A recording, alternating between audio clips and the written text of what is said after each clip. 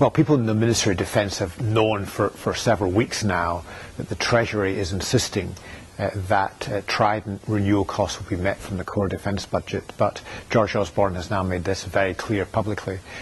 Partly, I think, because Liam Fox, the Defence Secretary, has made statements which suggest that this is still an issue open for debate, and George Osborne is saying no. Very tough spending round. The MOD will have to pay for the system if it wants to buy it. The Ministry of Defence is in a very tough situation already as a result of the overcommitment of the forward budget, which it inherited from the last government. That's been compounded by the spending cuts as a result of the spending review across all departments.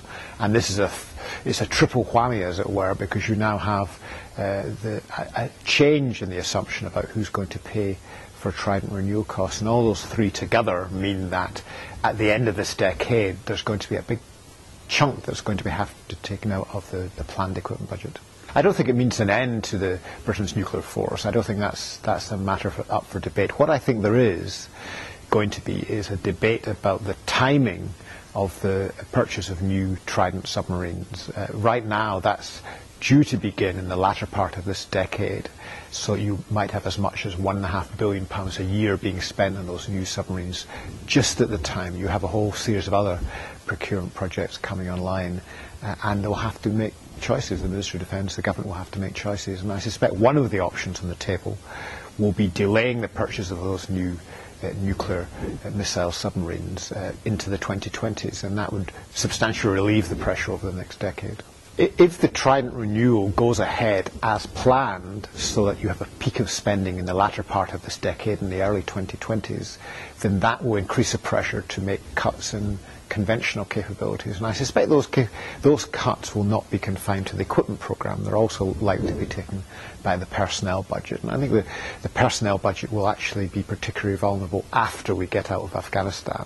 David Cameron's made clear that we have a deadline for getting most of our troops out of Afghanistan in 2015, and that means that it will be hard to make big reductions in army personnel before that, though I think there will be some reductions, but it will mean later on in the decade perhaps the army will be hit harder, along with elements of the other services. The SDSR, I mean, there is no agreed slogan for the SDSR, but the implicit slogan right now is we've run out of money. And the SDSR is most of all being driven by the need to balance the books, partly because there's an inherited overcommitment in the budget, that we've got plans which we wouldn't have been able to afford even if the budget remained at its current levels. But in addition to that, because of the overall spending cut in the government's planning, MOD has been asked to take a share of that, a 10% real cut over the next 4 years. So that means that this defence review is taking place in quite a different situation from the Strategic Defence Review in 1998, which was organised around Britain being a force for good, a more active foreign policy, using military force more than we had done since the end of the Cold War, and that was seen in Kosovo and Afghanistan and Iraq.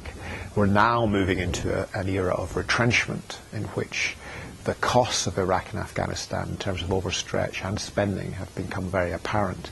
And the government as a whole has run out of money, in the sense we've got this massive deficit that we've got to tackle as a country.